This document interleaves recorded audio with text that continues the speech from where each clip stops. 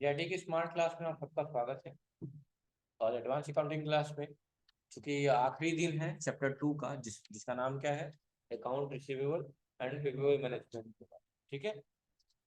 और रिसिप्ट का एक क्वेश्चन दिया हुआ है, फिर बिल पेबल वाले क्वेश्चन भी वैसे ही करने हैं।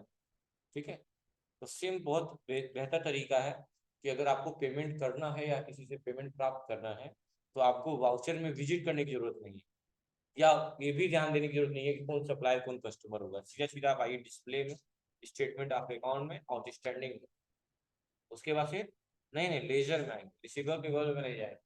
उसके बाद क्या नाम रखा हुआ है, हरी था क्या, रिसिप्ट में क्या दिया हुआ है, सत्या ट्रेडर। क्या लिखा हुआ है, सत्या। क्या ले लेंगे यहाँ पे, सत्या ले लेंगे। उसका एक बिल दिखा रहा है, अल्ट F5 से डिटेल दे सकते हैं, एक बिल दिखा रहा है। तो मैंने कहा था बिल को सिलेक्ट करना हो तो कंट्रोल के साथ स्पेस दबाएंगे, और यही अल्ट बी दबा देंगे तो चला जाएंगे आप। तो देखो वो खुद वो जानता है, हम रिसीवेबल या पेबल में नहीं गए, लेकिन उसको पता है कि ये सत्या जो है वो हमारा कस्टमर है, और कस्टमर से हम पैसा पाएंगे, देंगे, पाएंगे पाएंगे तो रिसिप्ट होगा ना, तो वो रिसिप्ट लिख दिया। और कब पा रहे हैं, वाउचर डेट लीजिए 1 मई जो भी हो। अकाउंट यानी पैसा पा रहे हैं तो किस में पा रहे हैं, कैश के रूप में कि बैंक। तो बैंक में पा रहे हैं तो बैंक ले लेंगे, और नरेशन में लिख देंगे क्या, वही वाला movement, bank all are due amount या all bill amount settled.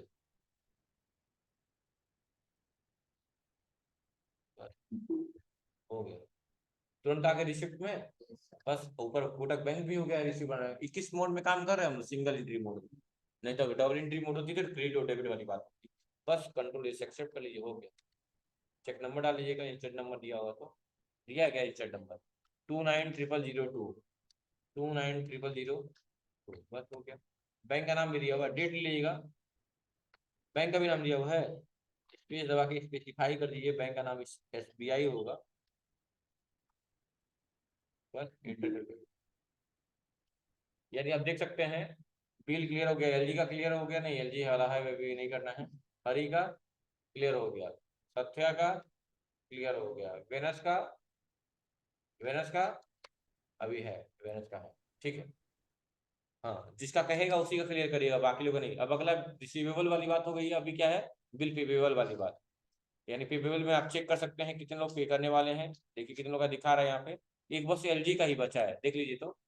Payable में आ जाइए, सिर्फ एक ही लोग का बचा हुआ है, अल्ट F5 डिटेल देख लीजिए, और ये स्क्रीनशॉट लगाया गया, देख लीजिए तो 3 लाख का स्क्रीनशॉट में भी 3 लाख की बात की गई है। ठीक है, यानी यही बिल अमाउंट बाकी है, और इसका भी अगर पेमेंट कहा होगा पेमेंट करने के लिए तो पेमेंट कर सकते हैं, लेकिन ऐसा कुछ दिया नहीं है। और कहा है चेक कर लीजिएगा। अच्छा ये क्या है, हमारा पेबल में दिखा रहा है, मतलब इस पार्टी पार्टी एलजी इलेक्ट्रॉनिक जो है वो क्या है, हमारा सप्लायर है, कस्टमर है, सप्लायर है, तभी तो पेबल में दिखा रहा है। तो कहा है उसके बाद से बैलेंस शीट चेक कर लीजिएगा, balance sheet, balance sheet check करिए तो, बैलेंस शीट चेक करेंगे, देखिए मैच कर रहा है बैलेंस शीट हमारा। तो 35 लाख 3 लाख, 35 लाख 3 लाख, 2 लाख 86 लाख, सॉरी 2 लाख 86 हजार दिखा रहा है। अच्छा ये 3 लाख क्यों आ रहा है, क्योंकि एलजी से पैसा देना था, एलजी को पैसा देना था ना, हम पैसा दिए हैं क्या, हाँ नहीं दिए हैं।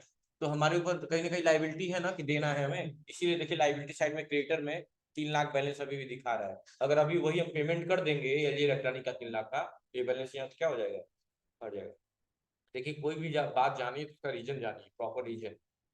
तो ये बैलेंस इसलिए यहाँ दिख रहा है क्योंकि आप देख भी सकते हैं कि अभी जस्ट मैं दिखाया हूँ आपको कि एलजी का हम पेमेंट नहीं किए हैं, एलजी का अभी भी पैसा डिस्प्ले स्टेटमेंट आउटस्टैंडिंग पेबल। देखिए अभी भी एलजी का पैसा 3 लाख रुपया देना है, और यही 3 लाख बैलेंस हमारे बैलेंस शीट में। अच्छा बैलेंस शीट अगर यहीं से चेक करना हो तो क्या करेंगे, यहीं से चेक करना तो क्या करेंगे, कंट्रोल एन दबा देंगे, क्या करेंगे, कंट्रोल एन, कैलकुलेटर खुल जाएगा और यही लिख देंगे क्या, बैलेंस शीट, इंटर मारी तो तुरंत बैलेंस शीट का बैलेंस आ जाएगा 40 लाख के करीब। देखिए 40 86, लेकिन केवल बैलेंस आएगा यहाँ पे, उसका पूरा फॉर्मेट नहीं आएगा। देखो दिखा दिखा रहा है ना, 40 लाख 86 हजार। चलो चेक कर लो, सही बता रहा है गलत बता रहा है। इसके तो बाहर आइए, बाहर आइए, बाहर, बाहर, बैलेंस शीट देखिए तो,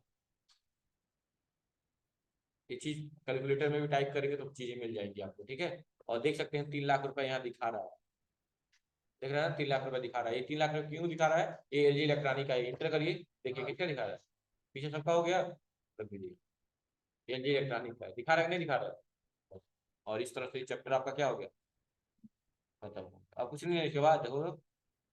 हाँ, अब नहीं है इसके बाद स्टॉक समरी कर लीजिएगा वॉशिंग मशीन का, क्या करना है। स्टॉक समरी के लिए कहाँ जाएंगे, यहीं पे मिल जाएगा आपको स्टॉक समरी।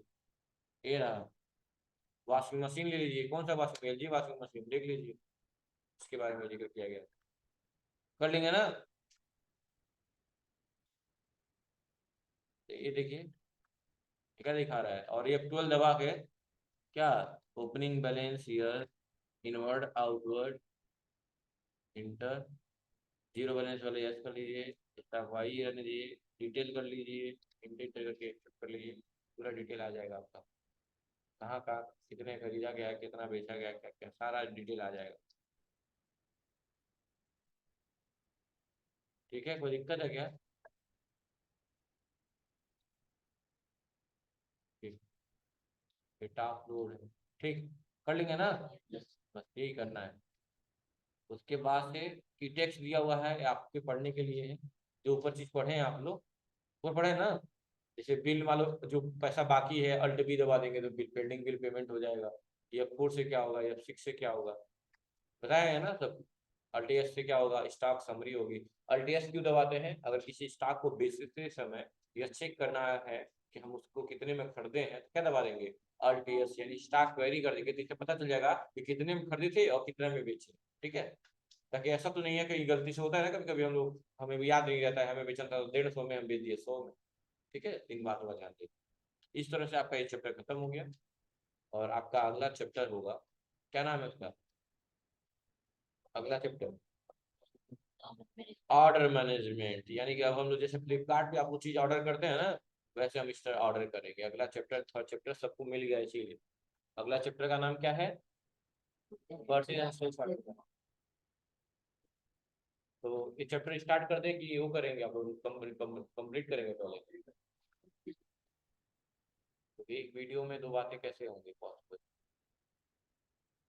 तो कल से स्टार्टअप लें, लेकिन फिर भी थोड़ा सा डायग्राम देख लीजिए क्या है शॉर्टकट में। कल से स्टार्ट करूंगा, नोट मिल गया आप लोगों को, सुन लीजिएगा क्या है इस चैप्टर में। इस चैप्टर में कुछ बातें कही गई, क्या बातें कही गई हैं, ये सारा बात जितनी इंग्लिश में लिखी हुई पढ़ूंगा भी और समझाऊंगा भी, उससे पहले ये डायग्राम में सारी कहानी है। डायग्राम में कहानी ये है कि सबसे पहले हम कोई सामान खरीदना होता है तो हम क्या करते हैं, ऑर्डर देते हैं, क्या देते हैं, ऑर्डर देते हैं। फिर वो सामान हम हमारे पास रिसीव होता है, क्या होता है, हमारे पास वो सामान रिसीव होता है। फिर हम लोग कोई चीज चेक करते हैं, चेक करते हैं कि कौन सा सही है कौन सा बढ़िया है, जितना सही होगा ले लेंगे, जितना बढ़िया नहीं होगा उतना रिटर्न कर देंगे। तो अगर अभी तक एंट्री नहीं की है, अगर बिफोर बिलिंग यानी कि परचेज में एंट्री करने से पहले कोई सामान पता चल जाता है कि डैमेज है या खराब है या उसका गुणवत्ता सही नहीं है, अगर उस टाइम वापस करते हैं तो उसको बोला जाता है रिजेक्शन आउट। क्या बोला जाता है, सुन लीजिएगा मेरी बात समझ लीजिएगा। हमने 10 पीस का ऑर्डर दिया टीवी का, कितने का, 10 पीस टीवी का, तो क्या कहलाएगा, परचेज ऑर्डर। इसकी एंट्री कहाँ होगी, परचेज ऑर्डर वाउचर इसमें होगी।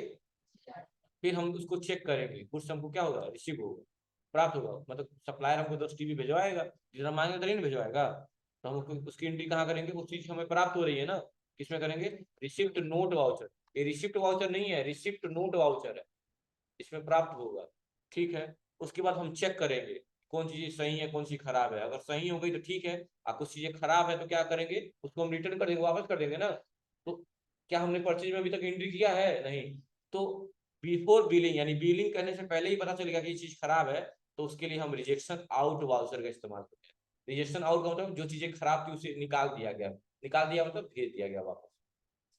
उसके बाद मान लो 2 पीस खराब निकल गया तो 2 पीस वापस हो गया, अब हमारे पास कितना बच गया, 8 पीस। तो 8 पीस का बिलिंग डन कर देंगे, बिलिंग डन करने का मतलब परचेज में एंट्री करिए कि 8 पीस कर रहे हैं, कितना पीस कर रहे हैं, 8 पीस। अब परचेज कर लिए ना, 8 पीस का परचेज कर लिए ना, और अब कोई भी खराबी मिलेगी, कोई भी तकनीकी या कोई भी गुणवत्ता कोई भी खराबी मिलती है अगर प्रोडक्ट में, तो एंट्री करने के बाद, परचेज में एंट्री करने के बाद अगर कोई चीज वापस होता है तो कहलाता है परचेज रिटर्न। क्या कहलाता है, परचेज रिटर्न। और परचेज रिटर्न के लिए हम इशू करते हैं डेबिट नोट, यानी कि सीधी सी बात, मेन मोटो है डेबिट नोट को लेके और रिजेक्शन आउट को लेके, यानी सामान एंट्री होने से पहले, एंट्री होने से पहले ही वापस हो जा रहा है तो रिजेक्शन आउट का इस्तेमाल करेंगे, और एंट्री होने के बाद रिटर्न हो रहा है तो डेबिट नोट का इस्तेमाल।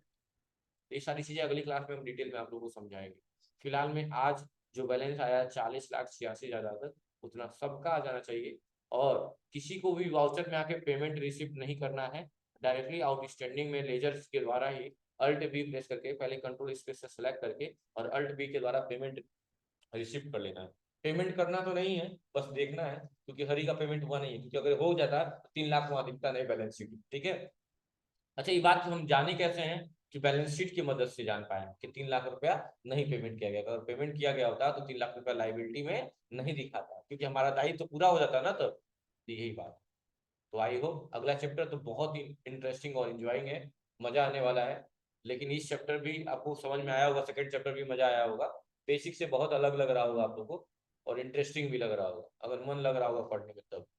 इसका मन ही नहीं लग रहेगा तो क्या कर सकते, समझ रहे ना। ठीक है, नोट सबको मिल गया है। ये पहला पन्ना जो दिया हुआ है इस चैप्टर का, सबको घर से पढ़ के आना है। पहले पूछा जाएगा और सेकंड चैप्टर के भी कुछ क्वेश्चंस होंगे, तब क्लास में एंट्री मिलेगी आपको, ठीक है। Thank you.